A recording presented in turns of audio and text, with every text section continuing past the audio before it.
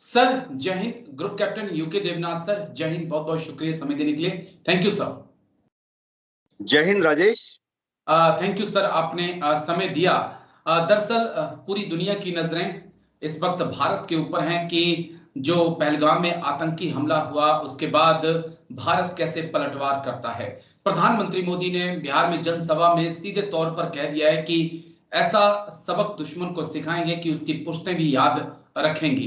लेकिन दूसरी तरफ पाकिस्तान का कहना है कि आप झूठे आरोप लगा रहे हैं, आपने फ्लैग ऑपरेशंस किया है और आप शिमला समझौते से हम अलग हो जाएंगे अगर आपने कोई भी कार्रवाई की तो। और जनरल मुनीर और उनके रक्षा मंत्री तो यहां तक कह रहे हैं कि हमने हाथों में चूड़ियां नहीं पहन रखी हैं। तो ये जो मौजूदा हालात बन रहे हैं सर, कि क्या वाकई में दोनों देश किसी जंग की तरफ बढ़ सकते हैं सर? हाँ राजेश, जैसे कहते हैं कि मामला बहुत गंभीर है, संवेदनशील है। पाकिस्तान के समर्थित आतंकवादियों ने पहलगाम में जो हरकत की है और देश के 26 हमारे सिटीजन शहीद हो गए हैं, उससे देश की जनता बहुत ही आहत है। और भारत सरकार ने इसका संज्ञान लेते हुए पाकिस्तान के ऊपर कड़ी कार्रवाई शुरू कर दी है। इसी के तहत हम देख रहे हैं कि कल जब कैबिनेट कमेटी ऑन सिक्योरिटी की मीटिंग हुई तो हमने 5 बड़े बड़े कदम लिए। अब बात यह है कि पाकिस्तान क्या कर रहा है। पाकिस्तान जाहिर बात है कि ऐसा मुल्क है जो कि जानता है कि भारत उसका बड़ा भाई है, जी। लेकिन पाकिस्तान फिर भी मानता ही नहीं है। पाकिस्तान हमेशा भारत से बराबरी की कोशिश करता है। इसीलिए टिट फॉर टैट एक्शन में पाकिस्तान में वो भी अपने अपने कुछ कुछ छोटी छोटी चीजें करते रहते हैं, ताकि वो पाकिस्तान की जो भोली भाली आवाम है जी। उसको बता सकें कि भारत के कार्रवाइयों के बाद पाकिस्तान ने भी उनकी जो सरकार है, उसने भी, पाकिस्तान की आर्मी ने, पीएमएलएन की सरकार ने, शहबाज शरीफ की सरकार ने बहादुरी दिखाते हुए हिंदुस्तान से मुकाबला करने के लिए, हिंदुस्तान को टक्कर देने के लिए उन्होंने भी कड़े कदम ले लिए हैं।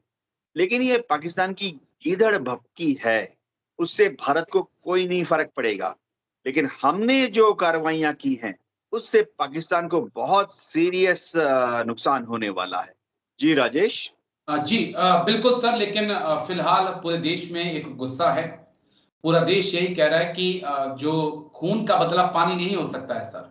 खून का बदला खून होता है, लाश के बदले लाश चाहिए। और ये वही हुकूमत है, वही सरकार है जो 2013 में कहा करती थी, जब शहीद हेमराज जी का सर जो है वो कलम किया गया था, तब इसी हुकूमत ने कहा था, इसी पार्टी ने कहा था कि हम एक के बदले 10 सर लाएंगे। तो यहाँ पे मांग उठ रही है कि आप 28 के बदले 280 हमें चाहिए, इससे एक कम भी नहीं चलेगा।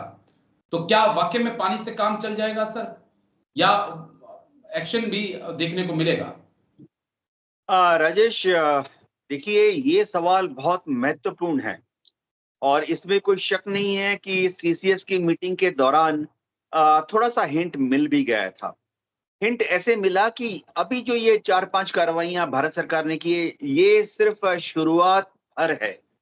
हमें ये याद रखना पड़ेगा कि जब हमने उरी में कार्रवाई की थी तो 12 दिन बाद की थी, और जब हमने बालाकोट में कार्रवाई की थी तो 10 दिन के बाद कार्रवाई की थी। पुलवामा में हमला हुआ, 10 दिन लग गए हमें।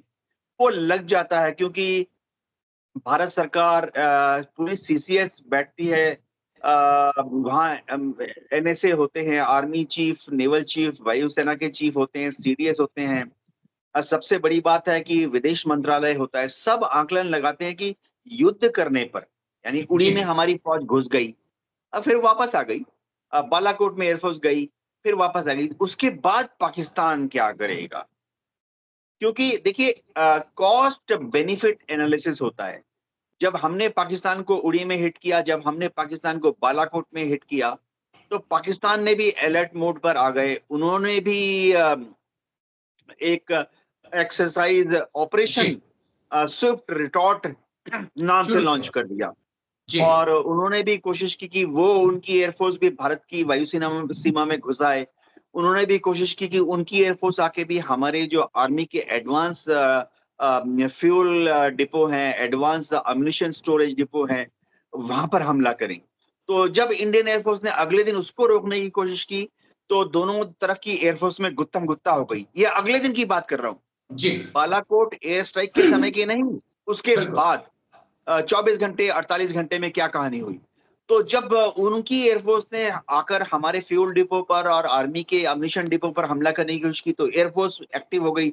हमने भी हमारी तरफ से 4, 8, 12 इंटरसेप्टर्स लॉन्च कर दिए। पाकिस्तान ने भी स्विफ्ट रिटॉर्ट के अंडर, उन्होंने नाम दिया था उनके ऑपरेशन का, जी।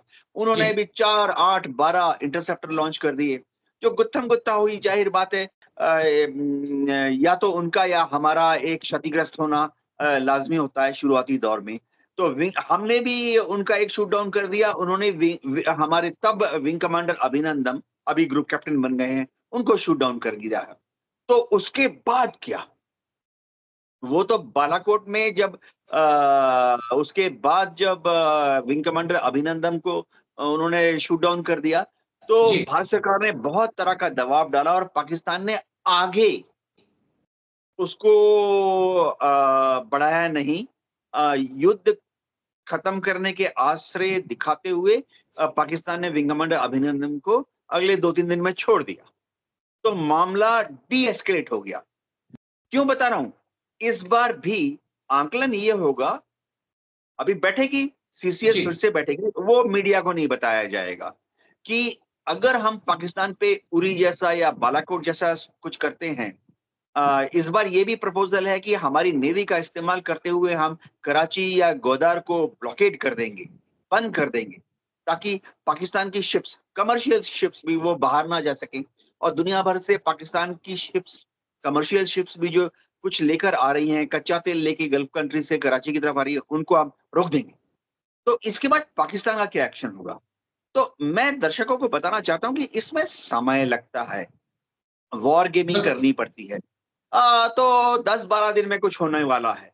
जी। ठीक है, लेकिन इंडियन एयरफोर्स एक्सरसाइज ऑपरेशन आक्रमण कर रही है सर, वो शुरू हो गया है। जहां पर ईस्ट से, नॉर्थ ईस्ट से चीजों को, एलिमेंट्स को लाया जा रहा है और पहुंचाया जा रहा है। एक लॉन्ग रेंज एक्सरसाइज चल रही है, इसका क्या कारण है? क्या वायुसेना भी कुछ करने वाली है सर? अ, राजेश, वायुसेना हर महीने, हर 3 महीने, हर 6 महीने में एक बड़ा एक्सरसाइज करती है, जिसमें कि पूरी एयरफोर्स के जितने रिसोर्सेज हैं, उनको इस्तेमाल किया जाता है। तो एक सिमुलेशन करते हैं कि भाई असम में चीन ने कुछ कर दिया, जी। तवांग की तरफ। तो हम क्या करेंगे, हमारी जो पाकिस्तान बॉर्डर के साथ एयरफोर्स तैनात है, चाहे फाइटर हो, चाहे ट्रांसपोर्ट हो, चाहे हेलीकॉप्टर हो, चाहे surface to air missile systems हैं, उनको हम शिफ्ट करते हैं असम, बंगाल की तरफ। ओके। दक्षिण भारत में भी हमारी कुछ एयरफोर्स की यूनिट्स हैं। ओपन सोर्स है, सुखोई 30 के 2 स्क्वाड्रन हैं त्रावणकोर के जी। पास। तेजस फाइटर स्क्वाड्रन हमने रखे थे सुलूर में, उनको भी मूव करते हैं ईस्ट में। तो इस तरह की एक्सरसाइज होती रहती है। अभी हम क्या कर रहे हैं कि ईस्टर्न एयर कमांड से और जी। दक्षिण भारत से एयर एसेट्स को पश्चिम की तरफ मूव कर रहे हैं। ठीक है, अगर युद्ध पड़ ये सकती है आने वाले एक्सरसाइज वक्त में। जरूरत पड़ेगी युद्ध तो देखा जाएगा। देखा जाएगा। बस मेरा एक आखिरी पॉइंट, लेकिन इन सबसे कठोर सवाल और कठिन सवाल। हाल ही में एक रिपोर्ट आई है जहां जो कह रही है कि आपके पास 1.5 लाख सैनिक कम हैं। हाल ही में एक रिपोर्ट और आई है जो कहती है कि आपके पास सिर्फ 29.5 स्क्वाड्रन्स बचे हैं, लगभग पाकिस्तान से 5 से 6 स्क्वाड्रन ज्यादा। क्या तैयार हैं सर? हाँ राजेश, देखिए, कूटनीति का बहुत इम्पोर्टेंट स्थान रहेगा। हमारे पास 1 लाख सोल्जर कम है, ठीक है, लड़ लेंगे, शानदार लड़ लेंगे पाकिस्तान के साथ। हमारे पास फाइटर स्क्वाड्रन 42 की जगह पर 31 है, 30 है, लड़ लेंगे, शानदार लड़ेंगे, पाकिस्तान को ठोक बजा देंगे। लेकिन एस जयशंकर जी का काम होगा, हमारे विदेश मंत्री हैं, कि चीन को शांत रखें। तो विदेश नीति हमारी इस तरह से जानी पड़ेगी कि चीन शांत रहे, ऐसा ना हो कि हमारी आर्मी और एयरफोर्स पश्चिम में पाकिस्तान की तरफ देख रही है और चीन जो है पूरब से हमारे पीठ पर फुरफुरी करे। ठीक। ये विदेश नीति का सवाल है। हमारे विदेश सचिव हैं मिस्त्री जी, बहुत ही अनुभवी हैं। एस बहुत जयशंकर बहुत ही अनुभवी आईएफएस में थे हमारे जयशंकर जी। ठीक। उनका काम होगा चीन को खुश रखना, हैप्पी रखना, ताकि चीन पूरब में भारत की फौज के पीठ पे फुरफुरी चुरा। ना करे। जी ठीक है सर, आपने पॉइंट बहुत जबरदस्त तरीके से क्लियर किया, लेकिन शुक्रिया, बहुत बहुत शुक्रिया आपका group captain UK Devnath sir. I know कि बहुत बिजी आजकल शेड्यूल आपका है, लेकिन फिर भी आपने समय दिया, इसके लिए thank you sir. Jai Hind. Thank you sir. Hind Rajesh.